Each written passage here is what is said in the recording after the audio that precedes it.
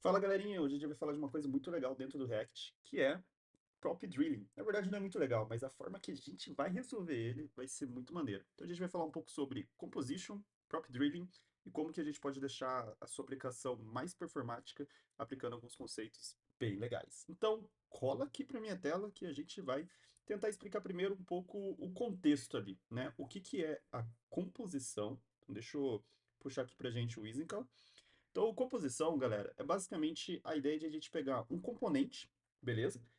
Que ele é muito grande e dividir ele em pequenas partes. Então, a primeira ideia dele vai ser a gente quebrar o componente. Então, vai ser a primeira coisa aqui que a gente vai fazer com o componente. A segunda é que a gente quebrando o componente, a gente também pode ter melhor performance. Louco, a gente vai ter performance melhor usando composition, é isso mesmo? É isso aí mesmo. E por último, o foco aqui do composition, além da performance, né, que a gente já trouxe ali, é também a reutilização do componente. Então, vamos tentar entender como que a gente consegue aplicar esses três conceitos em um código simples aqui para ficar bem fácil de vocês pegar e conseguir usar em qualquer projeto com componentes gigantescos, componentes super complicados. Então, esse aqui é para ficar na memória de vocês. Então, vamos aqui para o nosso projetinho.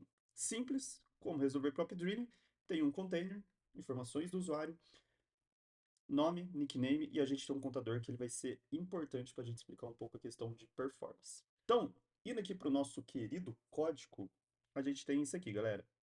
Um componente que tem basicamente todas aquelas informações acopladas dentro dela, beleza?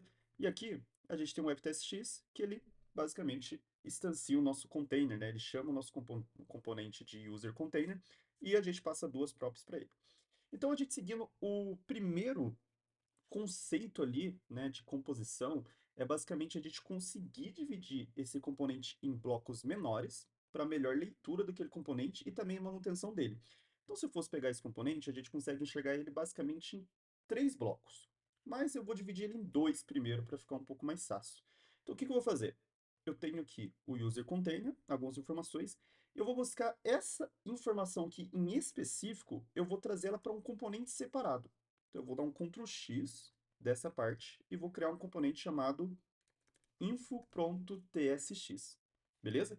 Então, aqui eu vou export const user info. E aqui ele já vai até dar um autocomplete aqui para mim, do jeitinho que eu queria. E vou fechar o nosso componente. Beleza? Deixa eu só criar essa interface aqui. Ok? Beleza. Então, eu já criei, passei aquela basicamente as duas propriedades que ele recebe e use container. Então, nota que agora, se eu precisar dar alguma manutenção nas informações do usuário, eu não preciso ficar procurando em um componente maior essas informações. Eu sei exatamente que ela está exatamente em user info. Tá vendo?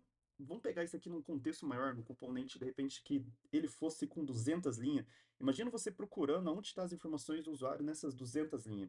Então, que a ideia é você dividindo ele, dividir para conquistar. A gente consegue ir direto ao ponto e atuar naquele componente.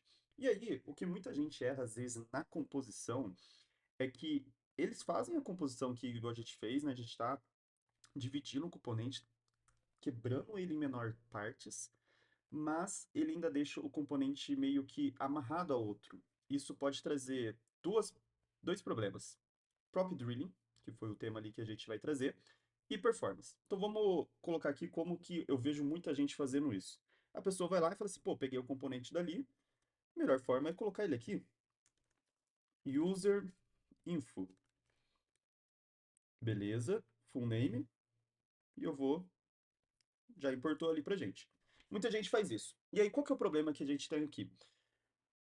A primeira, o user container, ele está 100% dependendo do user info. Então, ele não está muito genérico. Então, aquela ideia que eu tinha aqui, né? Aqui a gente trouxe de uma das ideias da composição, que é reutilização de componente, e ele vai funcionar apenas para o user info. O user container não, porque o user container agora ele está amarrado ao user info. Então, a gente quebra a primeira ideia de composição ali, fazendo isso. E a segunda é que a gente tem um prop drilling. Por que um prop drilling? Porque eu tenho duas propriedades passando para o container chegando até o user info, sendo que o use container nem usa essas propriedades. Então eu estou passando propriedades de um para o outro, do outro para mais baixo ainda, sendo que o do meio ele nem usa essas propriedades. Então, note que o full name e nickname é usado agora só por use info. Então a gente tem um prop drilling.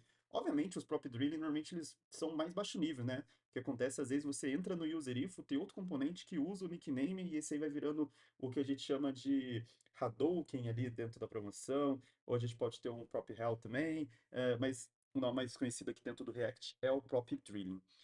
E, por último, galera, é o probleminha de performance, porque isso aqui está muito atrelado à performance. Por quê? Vamos tentar entender aqui. Eu vou abrir o nosso querido DevTools. Eu estou com ele instalado aqui, eu vou aqui para Profile. E aí eu vou gravar. E vou clicar nesse Increment Count.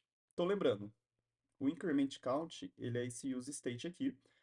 E o que que vai acontecer, galera?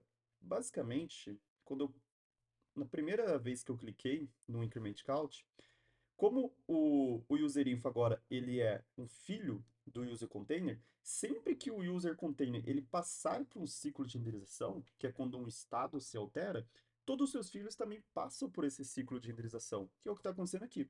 O user container ele renderizou novamente, porque o estado alterou, e, como consequência, o userinfo também atualizou.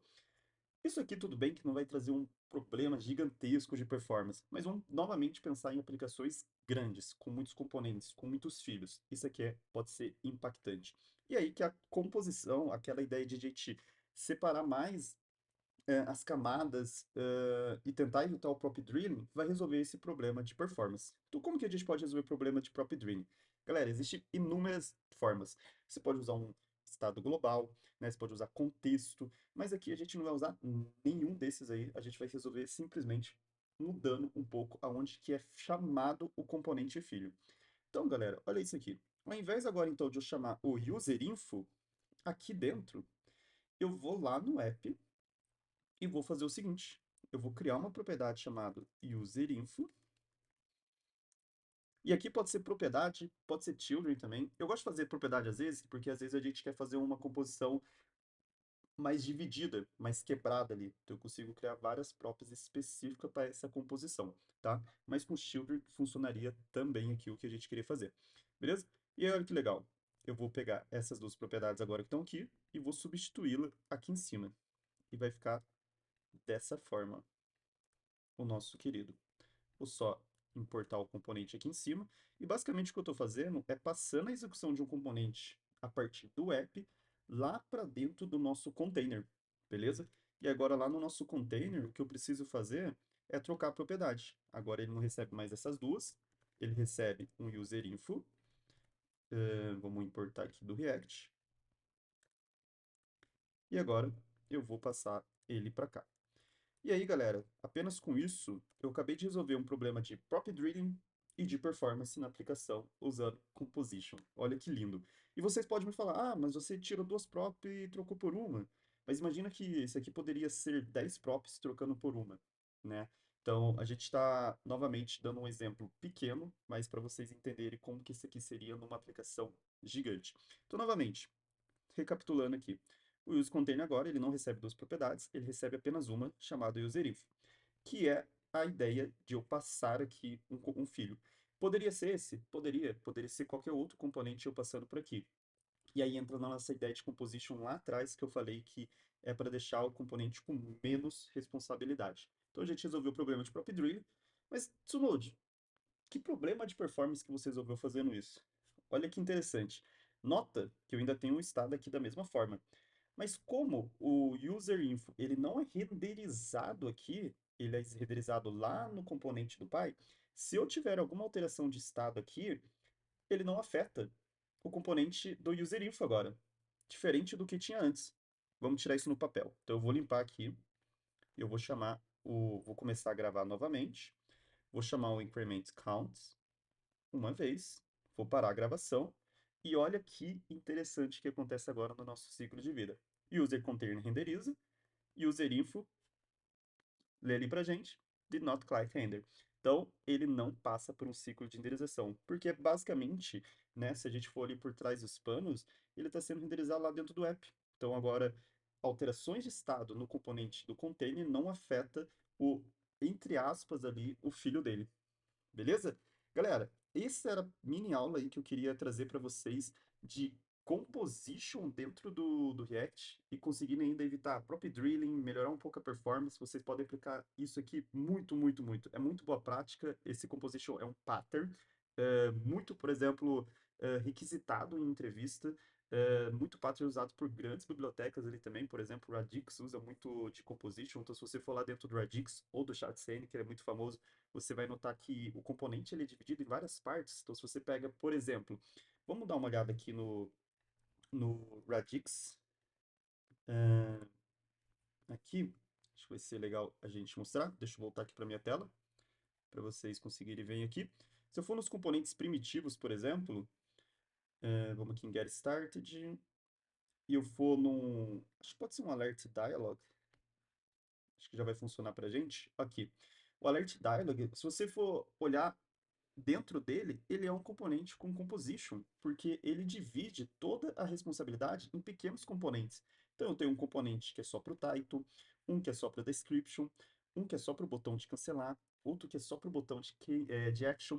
Então, tem várias bibliotecas que usam desse pattern, simplesmente para evitar esse próprio drilling que eu trouxe e também melhorar a performance, melhorar a organização, melhorar a reutilização de componentes e por aí vai. Então, se você gostou desse conteúdo, já deixa aquele like, compartilha com a galera e não se esqueça o mais importante, se inscreve aí no canal. Valeu, valeu!